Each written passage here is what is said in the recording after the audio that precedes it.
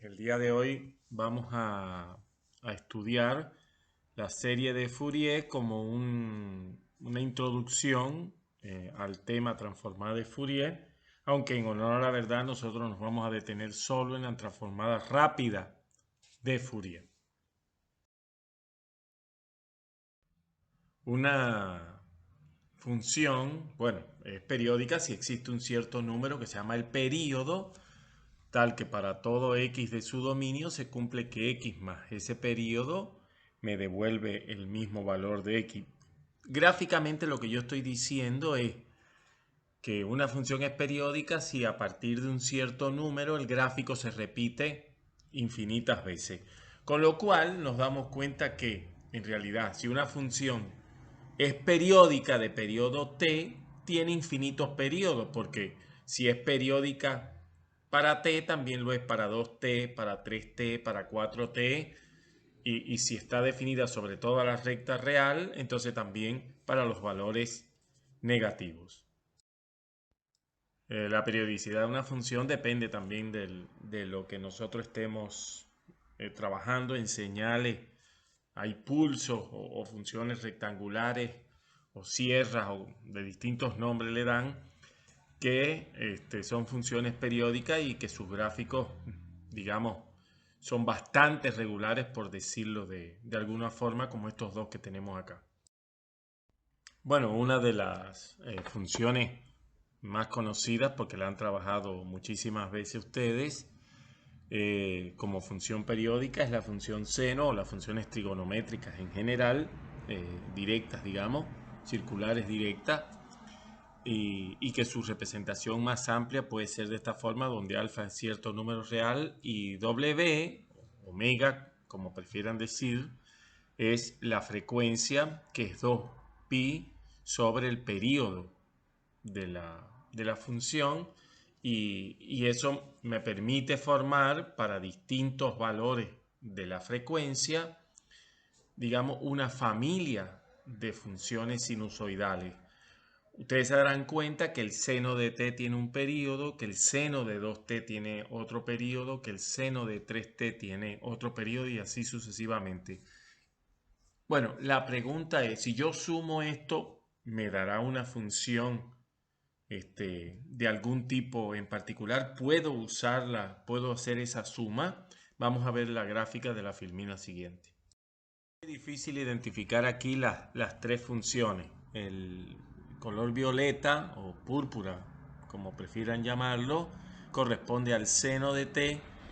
La verde flúor corresponde a seno de 2t. El azul claro corresponde al seno de 3t. Y el otro gráfico es la suma de esas tres funciones. Después, seguramente en otra literatura van a encontrar que se le llama armónicos cada uno de los armónicos de la función suma, y nos damos cuenta que sí, que efectivamente esa suma de senos y cosenos, de senos, sí nos da una función periódica cuyo periodo tenemos que encontrar, obviamente.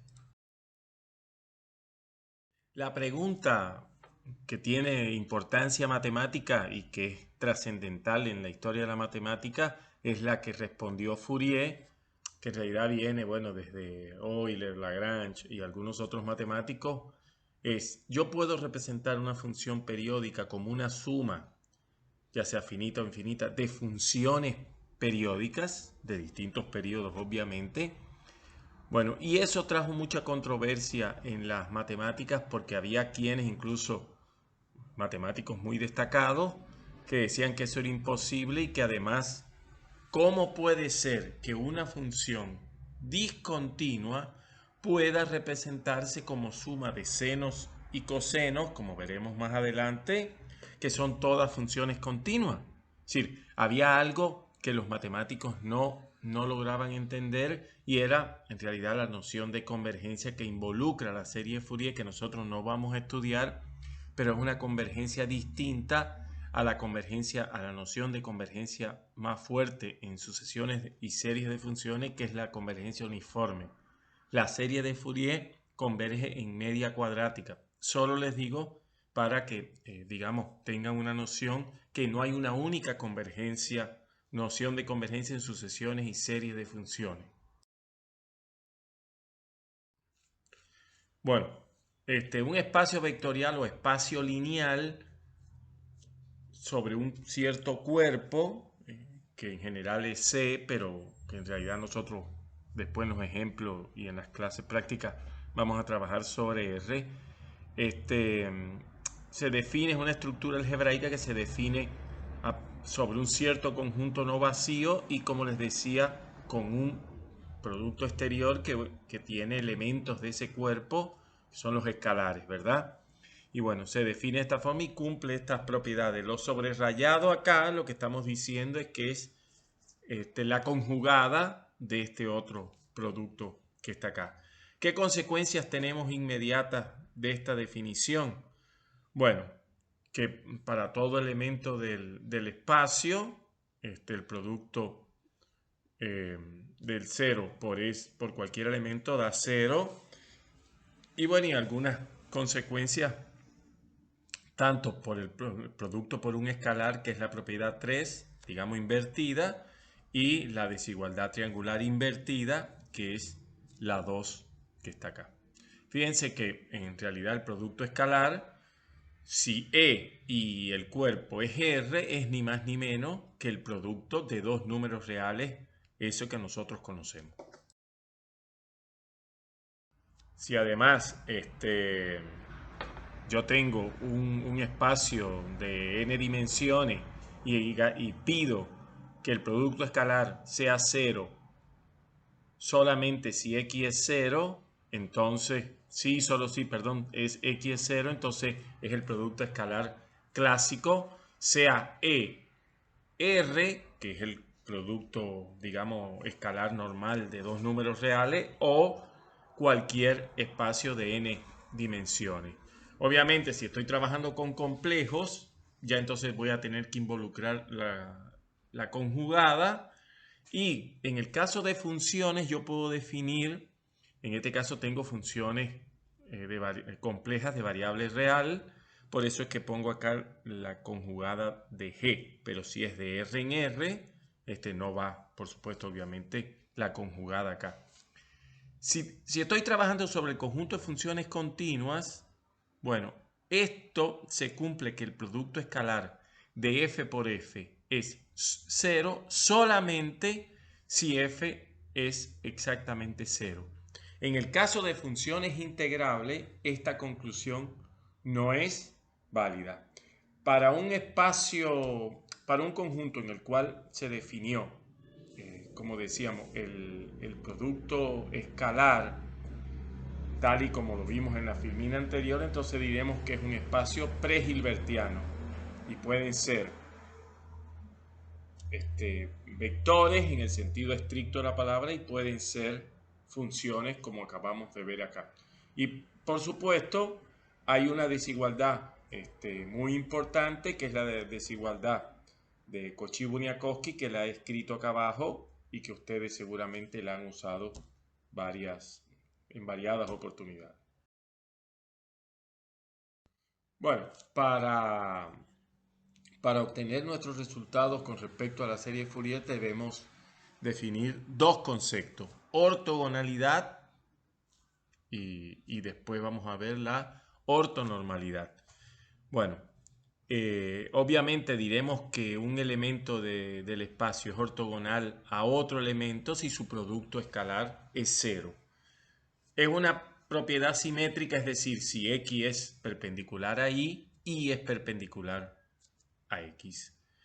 Y al conjunto de todos los elementos de un espacio para el cual se cumple esta relación, que X por todos esos elementos da 0, se le llama el conjunto ortogonal, en este caso, de S.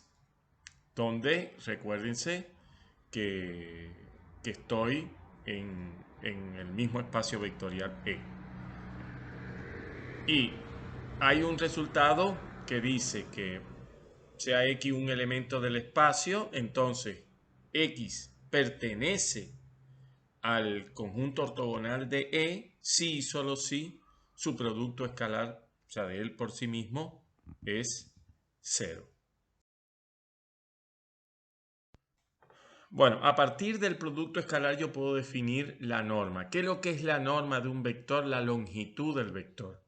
Es decir, en R, que ya nosotros lo vimos, se acuerdan que definíamos el módulo de un número real como la raíz cuadrada del número al cuadrado. Pero ¿qué es lo que era? ¿Por qué salía el número al cuadrado? Porque era el producto escalar de A por A. Digamos, el módulo de A era la raíz cuadrada de A por A, que viene entonces de esta fórmula que está acá. Y también esta adquiere una forma muy particular, la desigualdad esta de Cauchy-Bunyakovsky, que es la desigualdad de Schwarz, escrita en términos de norma, como está aquí.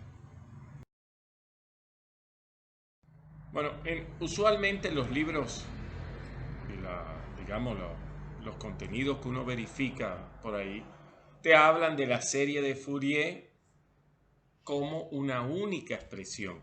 En realidad, nosotros vamos a ver que existen infinitas series de Fourier. Incluso ustedes conocen una serie de Fourier, aunque nunca le dijeron que era una serie de Fourier. Lo primero es, vamos a demostrar este resultado, que más que teorema, lo importante es que entendamos cómo proceder.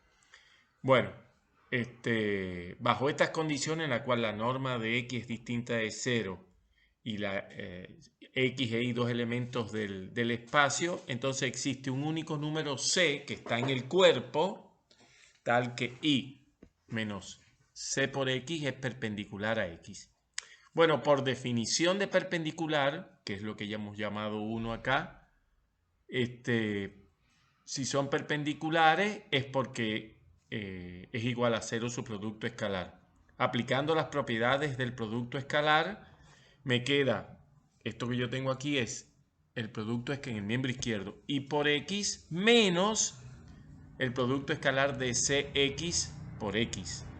Pero la c la puedo sacar fuera del producto escalar por una de las propiedades, y entonces puedo despejar el producto escalar de y por x. En realidad lo que estoy despejando es c, porque quiero que buscar c. Y lo que he encontrado acá con esta expresión es que existe c. ¿Qué es lo que me resta demostrar? Que ese c es único. Bueno, vamos a suponer que existe otro, que vamos a llamar b, que satisface la misma propiedad. Es decir, que y menos bx por x es igual a 0. O sea, su producto escalar, por tanto, son perpendiculares. Pero se cumple esto, ¿verdad? Tanto la expresión que yo obtuve de 1 como la expresión que tengo de 2. Si yo resto ambas expresiones, ustedes se darán cuenta que lo que me queda lisa y llanamente es las y que están en el primer factor se elimina y me queda solamente b menos c por x. Pero por las propiedades del producto escalar puedo sacar b menos c, que son dos elementos del cuerpo, y me queda por el producto escalar de x por x. Pero como ya pedimos que su norma era distinto de 0, entonces el producto escalar de x por x es distinto de 0. Puedo pasar dividiendo o dividir por ese producto escalar y me queda que b menos c es 0, de donde obligatoriamente b tiene que ser igual a c. Bueno, este elemento c que encontramos acá se llama el coeficiente de Fourier de y con respecto a x. En el caso de que tuviera una familia de elementos de decir que no solo fuera x, sino que tenga una familia desde q1 hasta xn, todos con norma distinto de 0, y ustedes se darán cuenta por qué, porque voy a dividir por la norma, en realidad por el producto escalar. Yo puedo, siguiendo un procedimiento similar, despejar C sub j, que son los coeficientes de Fourier de y con respecto a la familia x1, x2, xn, que está más arriba. Obviamente la noción de ortogonalidad se puede extender a todos los elementos de una familia, pero tomados 2 a 2. Es decir, yo digo que las funciones que pertenecen a una cierta familia son ortogonales si el producto escalar de dos de ellas cualquiera es 0 cuando los índices son distintos y da un cierto valor cuando es el mismo índice. En realidad es la norma lo que queda acá. Bueno, pero si yo a su vez pido que esa norma sea 1, lo que le estoy pidiendo a la familia de funciones f sub k, no solo que sea ortogonal sobre AB, sino que sea ortonormal sobre AB, siendo la norma de f, bueno, definida por el producto escalar, que ya sabemos que es este que está acá en esta expresión. Acá tengo el caso de dos funciones, dos ejemplos de funciones que son ortogonales sobre un par de intervalos distintos. Bueno, todo lo que hemos visto nos permite llegar a la siguiente conclusión.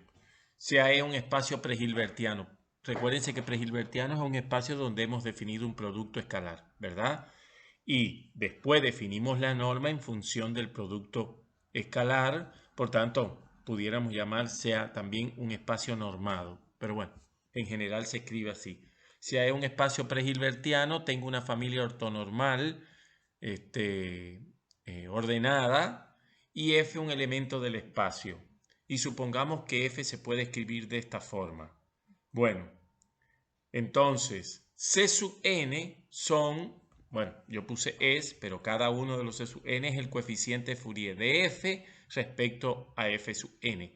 Y obviamente todas esas familias de coeficientes son los coeficientes de Fourier generalizados de la función f con respecto a la familia f sub n. Acá debajo tienen el ejemplo de una familia, de un conjunto ortonormal y ortogonal, por decirlo además, que es la base de la serie Fourier trigonométrica.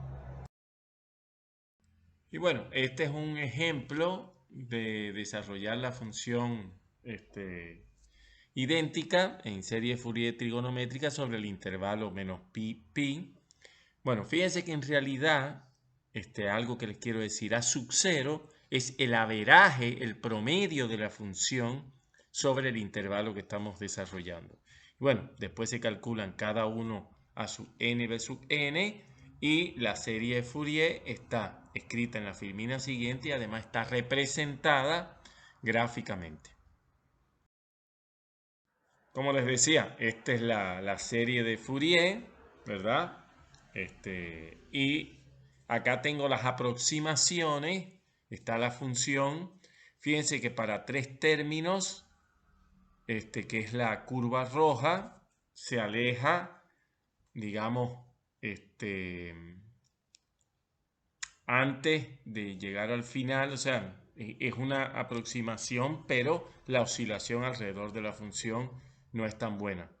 La curva azul, que incluye 5 términos, digamos, cubre más trayectos de la función, pero también tiene algunas oscilaciones alrededor de la función que no son pequeñas. Sin embargo, la curva verde, que son 100 términos, fíjense que está prácticamente confundida con la función.